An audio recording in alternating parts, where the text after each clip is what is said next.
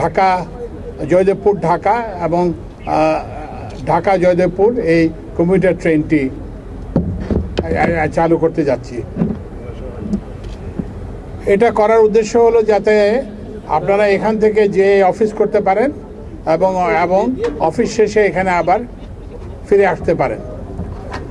গাজীপুরে অনেক শিল্প কারখানা আছে, তো এখানে অনেকে চাকরি নিতে চান না কারণ যাতায়াতের যে সময়ের জন্য, তো সেই জন্য এখন তারা যাতায়াত সহজে অল্প সময়ে যাতায়াত করতে পারবেন।